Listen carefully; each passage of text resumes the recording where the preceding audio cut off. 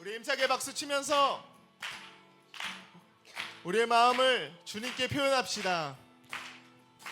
사랑하는 형제자매 우리 모두 다 참 마음과 온전한 믿음으로 나가자.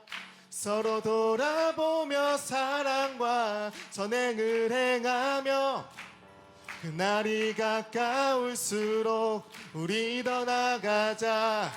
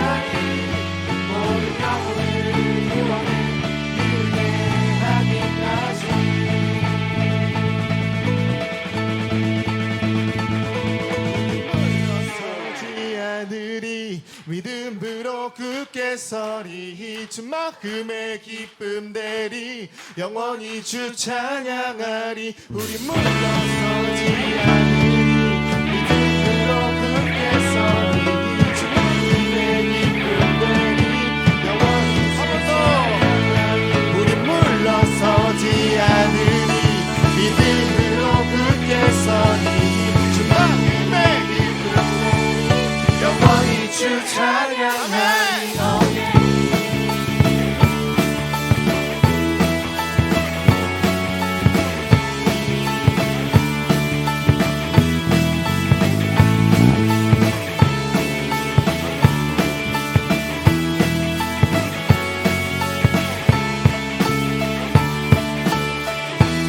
우리 물러서지 않습니다. 주님과 함께라면 우리 물러서지 않습니다. 아멘, 아멘. 우리 힘차게 뛰노며 찬양합니다. 헤이!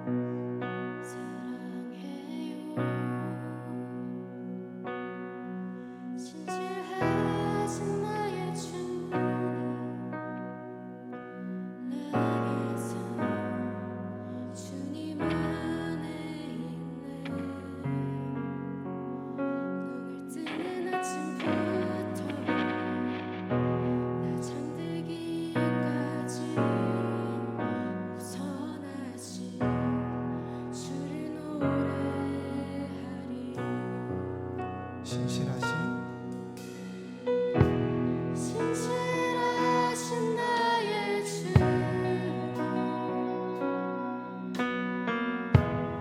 나의 삶을 인도하셨네 나의 모든 오해 다 선하신 주를 노래하리 사랑해요 나를 인도하신 주님 고난 중에도 나와 함께 하셨네 내 아버지 되시며 내 친구 되신 주 나의 삶 주님 안에 있네 신실하신 나의 주님 나의 삶을 인도하셨네 나의 모든 호흡 다 선하신 주를 노래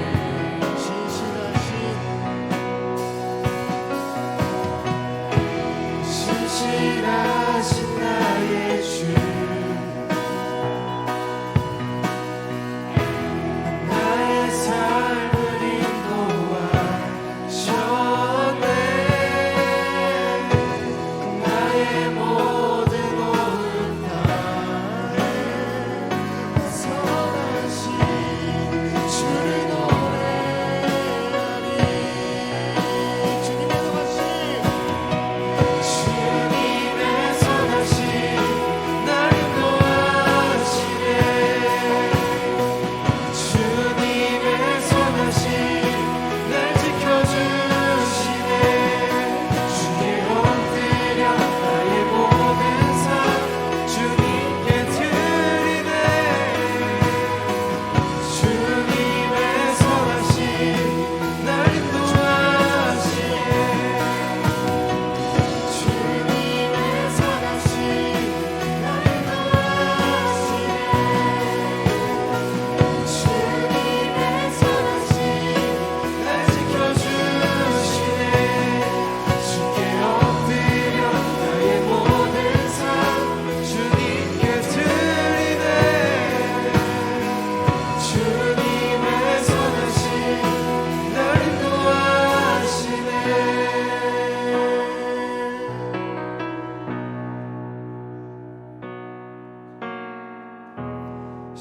신실하신 나의 주님 나의 삶을 인도하셨네 나의 모든 호흡 다 호선하신 주를 노래하리 신실하신 나의 주 나의 삶을 인도하셨네 나의 모든 호흡 다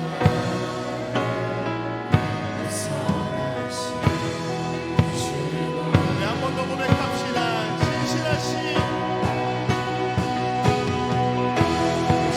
신실하신 나의 주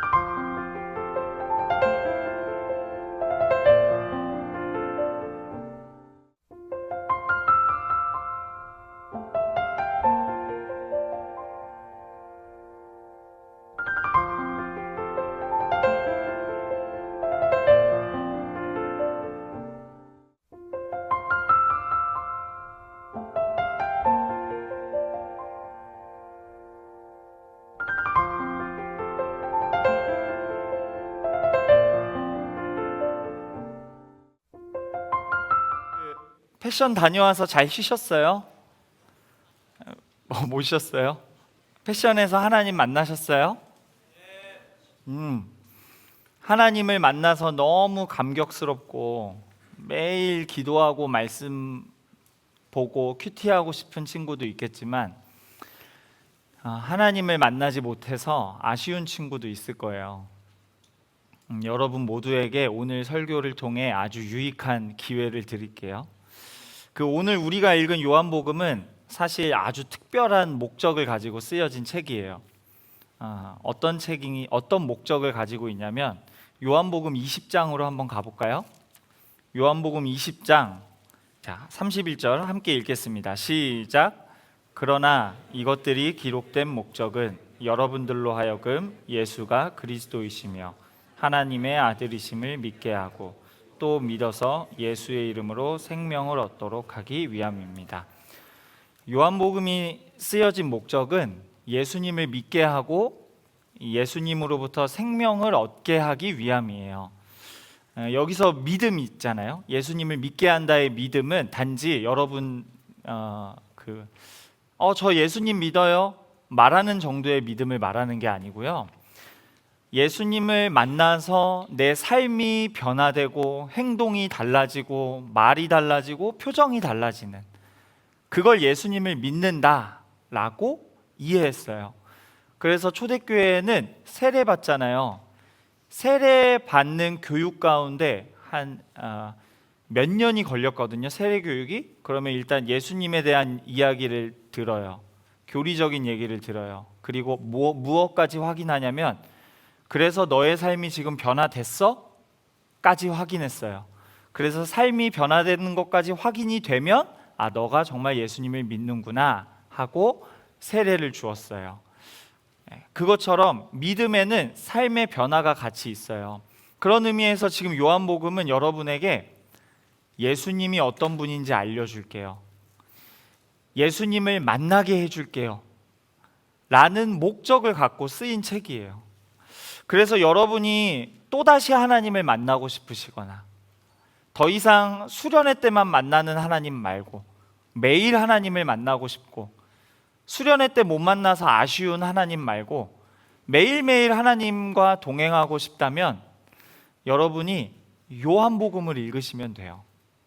여러분이 요한복음을 읽을 때 요한복음은 어떻게 할까요? 여러분에게 예수님을 보여줄 거예요. 그러면서 이렇게 말하는 거죠. 이분을 봐라. 이분을 보면 너는 하나님을 만날 수 있다. 그러는 거예요. 요한복음 14장으로 가볼까요? 요한복음 14장 9절 말씀이에요. 요한복음 14장 9절 말씀 함께 읽겠습니다. 시작. 예수께서 대답하셨습니다. 빌립아, 내가 그렇게 오랫동안 너희와 함께 있었는데도 내가 나를 모르느냐?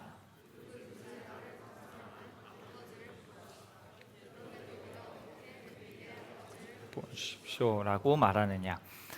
여러분이 하나님을 만나고 싶으면 누굴 봐야 돼요? 여러분 자신? 부모님? 저? 아니요. 예수님을 보셔야 돼요. 예수님을 그럼 우리는 어디서 볼 수 있어요? 타임머신이 없잖아요. 성경을 보시면 돼요. 하나님을 못 만나서 아쉬워하는 우리를 보면서 예수님이 오히려 우리를 보고 답답해 하신대요. 얘야, 성경에 나에 대한 이야기가 이렇게 많이 있는데 아직도 하나님을 만나지 못했니? 그러신대요. 여러분들 중에 패션에서 하나님이 비전을 안 알려주셔서 답답하세요? 하나님, 저 뭐 해야 돼요? 저에게 하나님 뜻을 좀 알려주세요. 그렇게 부르짖었는데 안 알려주셔서 답답하세요? 지금 여러분을 향한 하나님의 뜻이 뭘까요? 요한복음 6장으로 가볼까요? 요한복음 6장 38절.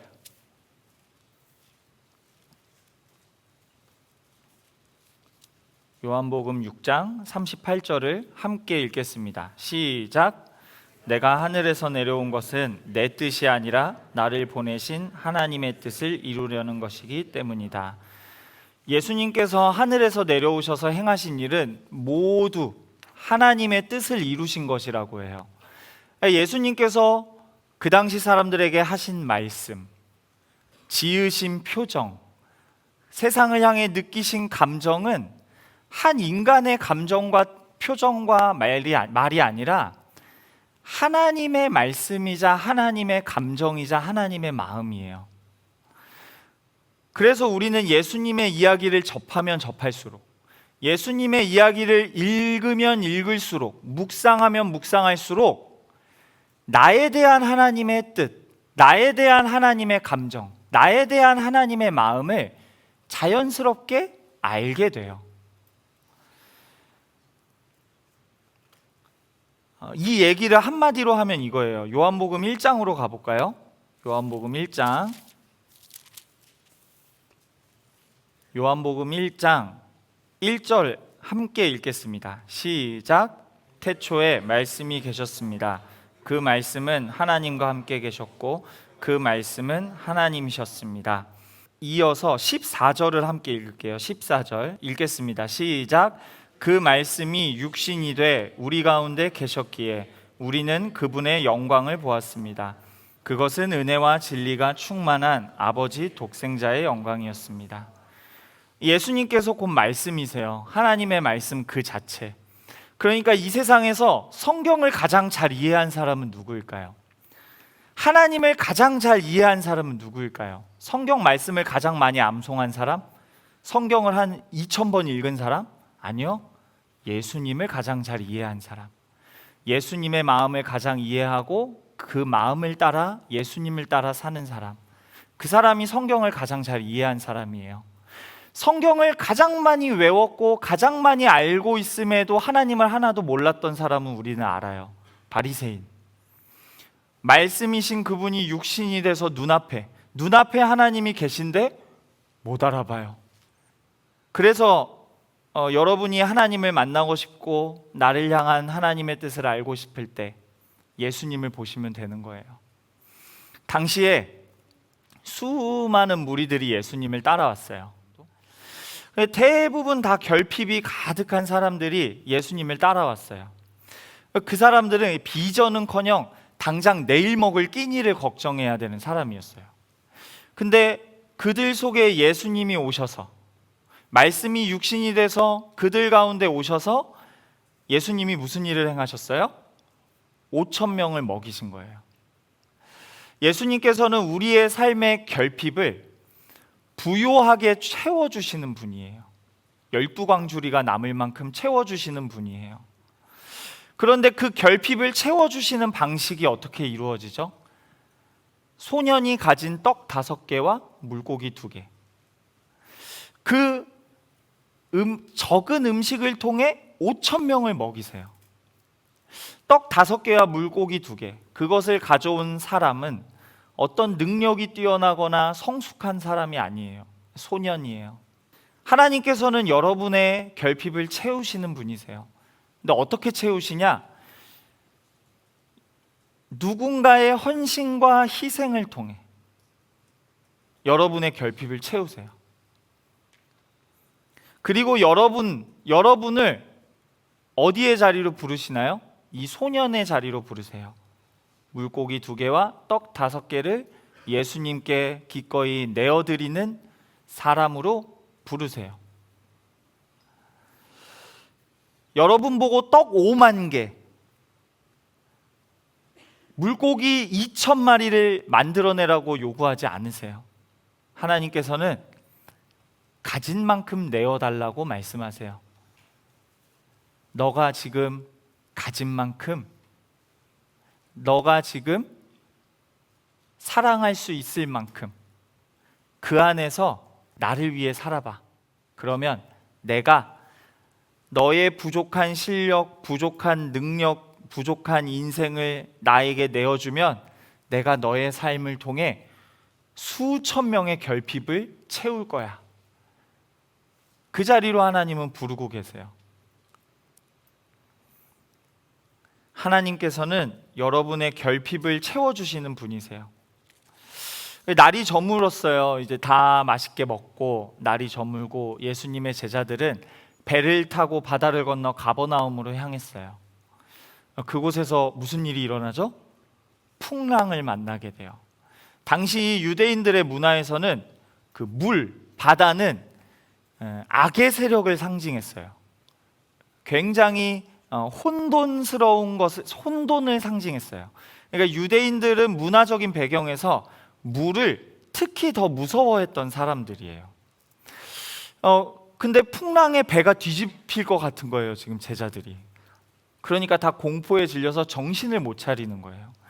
그래서 뭐 나무 하나씩 붙잡고 뭐 이런 거 하나씩 붙잡고 막 아유 죽었구나 하고 꾹 눈 감고 있는데 저쪽에서 유령 같은 존재가 이렇게 다가오는 거예요. 그러니까 야 이제 진짜 저승 가겠구나 하는데 이제 자세히 보니까 예수님이신 거예요.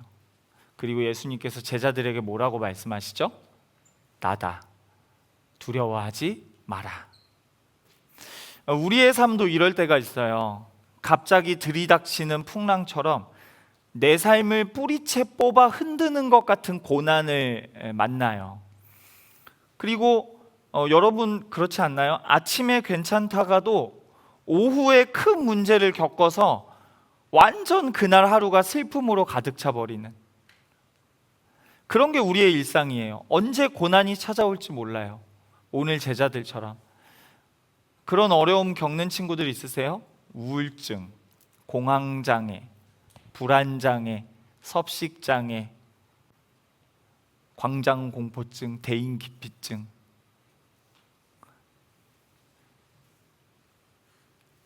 여러분만 그런 게 아니에요. 이제 우리 안에서 흔한 질병이자 흔한 어려움이 되어버렸어요. 그런 일들로 어려움을 겪어서 정신을 못 차릴 때, 아무 일도 하지 못하겠을 때 하나님께서 여러분께 뭐라고 말씀하신다고요? 너 의지가 부족하구나. 정신 차려라. 노력을 안 해서 그렇다. 그러실까요, 하나님? 아니요. 오늘 예수님께서 보여주신 거예요. 고난에 정신 못 차리는 우리에게 하나님이 오시면 뭐라고 말씀하신다?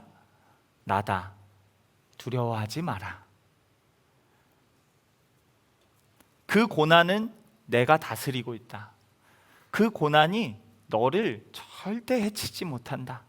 걱정하지 마라. 하나님께서는 여러분에게 들이닥친 고난을 다스리시며 여러분을 지키시는 분입니다. 그런데 하나님께서 우리의 결핍을 채워주시고 우리의 고난을 다스리시며 우리를 지켜주신다고 말하면 우리 안에 당장 솟아나는 불만이 있어요. 하나님이 지켜주시는 인생이 이 모양이라고요? 하나님이 내 불행을 다스리고 계시다고요? 근데 내 삶이 이렇다고요? 아니, 지켜주시면 그런 어려움은, 우울증 걸릴 일은 내 인생에 없어야 되는 거 아니에요? 풍랑이 찾아왔을 때 지켜주는 게 아니라 풍랑이 안 일어나게 해주는 게 지켜주는 거 아니에요? 요한복음 6장 14절로 한번 가봅시다. 요한복음 6장 14절부터 15절까지의 말씀을 함께 읽겠습니다. 시작. 사람들은 예수께서 행하신 표적을 보고 말했습니다. 예수께서는 그들이 와서 강제로 자기를 왕 삼으려 한다는 것을 아시고 혼자서 다시 산으로 올라가셨습니다. 예수님께서 기적을 행하시는 걸 본 사람들 5천 명을 먹인 거예요. 난리가 났겠죠. 당장 내일 끼니를 걱정해야 하는 사람들인데 눈앞에서 5천 명을 먹이는 걸 보니까 확신이 생긴 거예요. 저 사람이 우리를 구원할 메시아구나. 그 메시아는 뭘까요? 그 사람들이 이해한 메시아는 로마의 압제로부터, 모든 적국 정치적인 적들로부터 우리를 구해줄 사람, 우리의 왕이 되어서 이스라엘 왕국을 다시 건설해줄 통치자라고 생각한 거예요. 그런데 그렇게 생각해서 이제 예수님을 있는 그대로 보는 게 아니라 나의 욕망을 따라 예수님을 보는 거예요.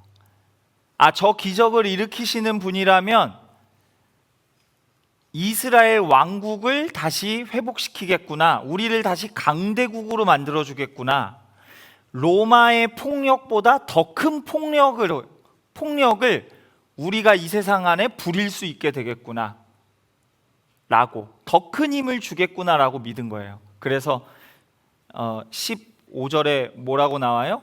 강제로 예수님을 왕으로 삼으려고 해요. 강제로. 그 무리들이 예수님께 가서 내 욕망에 맞는 왕이 되어주세요. 내 욕망을 채워줄 왕이 되어주세요. 내가 강대국 시민이 되고 싶어요. 로마의 시민보다 더 강한 나라의 시민이 되고 싶어요. 그 강한 나라를 만들어주세요 하고 예수님을 왕으로 세우려고 하니까 예수님이 어떻게 하시죠? 그렇게 자기를 왕으로 삼으실 걸 알고 그 자리를 떠나가세요. 여러분의 삶에 돕지 않겠다, 여러분을 보호해주지 않겠다 라는 것이 아니라 여전히 너희들의 결핍과 고통을 헤아리고 보호하지만 너희들이 우상을 다루듯이 하나님을 다루는 것은 거부하겠다 라고 말하는 거예요. 우상을 다루는 게 뭐예요? 우상을 다루는 거, 절도 하고 제물도 바치지만 우상이 나에게 해줄 것은 내가 결정하는 거예요. 서울대 붙게 해주세요. 그러면 1000배, 10,000배 절할게요. 받을 건 내가 정하는 거예요. 내가, 엄밀하게 말하면 내가 주인이에요. 우상 숭배에서는. 그런데 하나님은 그런 취급받지 않으시겠다는 거예요. 너와 나의 관계에서 너가 주인이 아니라 내가 주인이다. 너에게 줄 것은 너가 정하는 게 아니라 내가 정한다. 예수님께서 그 자리를 거부하는 거예요. 여러분이 내 욕망대로 움직이세요. 내 도구가 되어주세요. 그 자리는 가실 수 없다라는 거죠. 능력이 없어서도 아니고 마음이 없어서도 아니고, 하나님께서는 우리의 욕망과 뜻이 아니라 하나님의 뜻을 이루시는 분입니다. 그런데 너무나 감사하게도 우리를 향한 하나님의 뜻은 선하신 뜻입니다. 우리를 살리자 하시는 분입니다. 근데 하나님께서는 우리를 살리자고 할 때 고난 없이는 안 살리시겠대요. 무슨 말이에요? 세상이 인정하는 권력과 능력을 다 갖추게 해서 세상의 질서에서도 승리자가 되고 하나님 나라의 질서에서도 승리자가 되는 게 아니라, 그 모든 능력이 하나님의 능력과 영광 아래 다 머리를 조아리고 하나님의 영광만이 드러날 수밖에 없다는 것을 증언하는, 세상보다 하나님이 더 크다는 것을 증언하는 자들로 우리를 부르셨대요. 여러분을 향한 하나님의 뜻은 뭘까요? 그럼 하나님은 여러분의 결핍을 하나님의 방식으로 부요하게 채워주기를 원하십니다. 하나님은 여러분이 고난 속에서 하나님의 영광의 꽃으로 피어나길 원하십니다. 그런 거예요. 예수님이 십자가에 달려 돌아가셨어요. 예수님이 죽으셨어요. 죽은 사람을 보며 모든 이들이 저 인생은 망했구나 라고 말할 때, 하나님은 아니, 내 영광이 이 죽음보다 커, 내 능력이 이 죽음보다 커, 내 영광으로 함께하는 이 인간은 죽음보다 큰 존재야 라고 해서 부활시키세요. 여러분의 삶에서도 그 일을 하고 계세요. 내가 우울증에 걸려 있고 대인관계에서 어려움을 겪고 따돌림을 당하고 불안장애가 해소되지 않고 신체적인 질병이 있고 삶이 내 뜻대로 되지 않는 그 모든 고난 속에서 하나님은 뭘 만들고 계세요? 내 영광을 담는 이 존재는 세상에서 고통이고 실패라고 말하는 그 모든 것보다 큰 존재야. 내가 이 안에서도 승리를, 은혜를, 기쁨을, 찬양을 만들 수 있어. 왜? 이 인생은 내가 책임지는 인생이니까. 그래서 우리가 살아야 되는 거예요. 살아보셔야 돼요. 포기하지 말고. 시간을 연장해 보세요. 하나님이 연장된 그 시간에 뭘 담으시는지 보세요. 포기하는 건 제일 쉬워요. 죽는 게 제일 쉬워요. 아무것도 안 하는 게 제일 쉬워요. 사는 게 어려워요. 도전하는 게 어려워요. 실패를 겪는 게 어려워요. 근데 그걸 한번 연장해 보세요. 하나님이 채워가고 계시대요.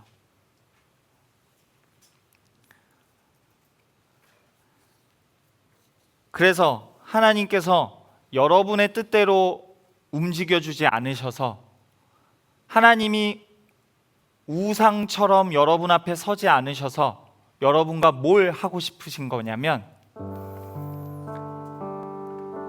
여러분이 여러분의 욕망과 뜻대로 하나님을 마음대로 재단하지 않고 하나님이 하나님의 뜻과 욕망대로 여러분을 강제하거나 강요하지 않고 하나님은 여러분을 있는 그대로 여러분으로 보며 사랑하고 여러분도 하나님을 하나님 있는 그대로 보며 사랑하며 둘이 서로를 사랑하며 교제하길 원하세요. 하나님은 여러분의 능력이나 여러분의 재산을 원하시는 게 아니라 여러분을 원하세요. 여러분 한 사람 한 사람의 마음을, 영혼을 갈망하고 계세요. 여러분 하나님 갈망하고 계세요? 서울대 합격, 올백, 대회 1등 이런 건 갈망하시잖아요. 그거의 반만이라도 갈망하세요, 하나님을? 그거의 반만이라도 하나님을 사랑하고 하나님을 만나고 하나님을 알기를 원하고 계세요? 하나님과 동행하기를 갈망하고 계세요? 그 마음을 하나님 원하세요. 눈물의 양이 중요한 게 아니고 예배 많이 드리는 횟수가 중요한 게 아니고 그 갈망하는 마음이 여러분 안에 있으시냐고요. 하나님보다 성적을 더 갈망해서 이 성적을 얻기 위해 하나님 내 마음대로 이렇게 나에게 능력 주시고 지혜 주셔서 성적 100점 맞게 해주세요 하고 이용하진 않으시나요? 여러분이 하나님을 만나길 원하는 마음이 100이라면 여러분이 하나님을 만나고 싶어하는 마음이 100이라면 하나님께서 여러분을 만나고 싶어 하시는 마음은 1억, 10억, 100억, 100조입니다. 하나님이 나를 안 만나 주신다고요? 아니요. 우리가 안 찾는 겁니다. 죄송하지만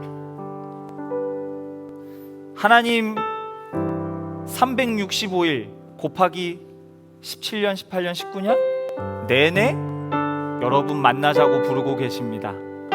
성경이 여러분 손안에 있습니다. 예배의 자리가 있습니다. 찬양의 가사들이 있습니다. 하나님을 만날 수 있는 방법은 무궁무진합니다. 우리 안에 갈망하는 마음이 없어서는 아닐까요? 그러니 여러분, 오늘 연우가 너무 귀한 간증을 해줬어요. 하나님 갈망하세요. 갈망하는 대로 하나님을 만날 수 있는 수단을, 통로를 확보하세요.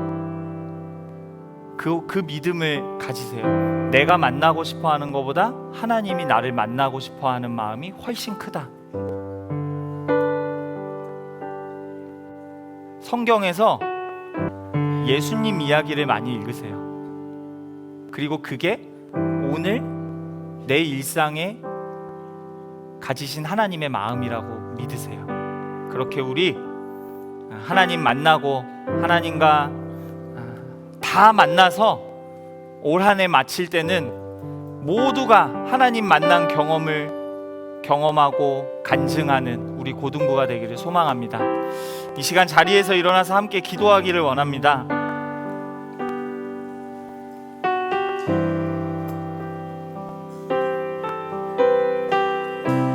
이 시간 함께 기도할 때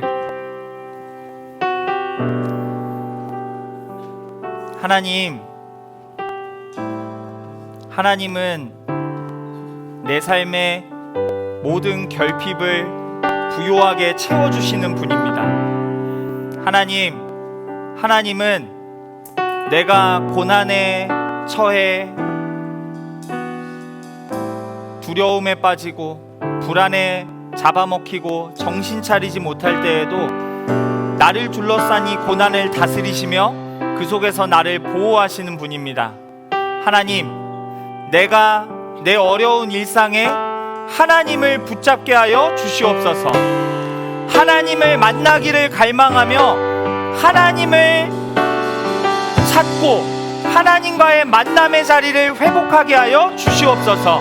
이 시간 함께 주여 부르짖으며 통성으로 기도하겠습니다. 주여.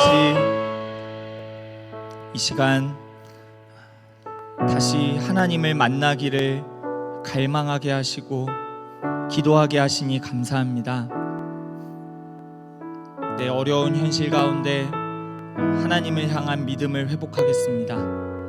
나보다 더 나를 만나길 원하시는 하나님의 부르심에 큐티하는 자리를 지킴으로써 반응하겠습니다.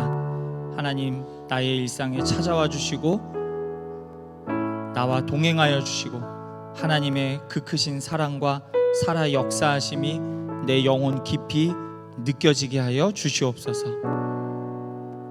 지난 한 주간 우리를 인도해 주시고 여전히 우리를 변함없이 부르셨던 하나님을 기억하고 하나님께 감사하며 이 예물에 우리의 마음과 삶을 담아 올려드립니다. 주여, 우리의 삶을 받아 주시옵소서. 이제는 우리 주 예수 그리스도의 은혜와 하나님 아버지의 극진하신 사랑과 성령의 교통하심이 이 시간 하나님의 갈망에 동일한 갈망과 사랑으로 반응하길 다짐하는 모든 성도들 머리 위에 자신의 고난 속에서 세상의 질서와 억압과 말들에 흔들리지 않고 하나님을 향한 믿음을 회복하기를 갈망하는 성도들 머리 위에 이제로부터 영원토록 함께 하시기를 축원하옵나이다. 아멘.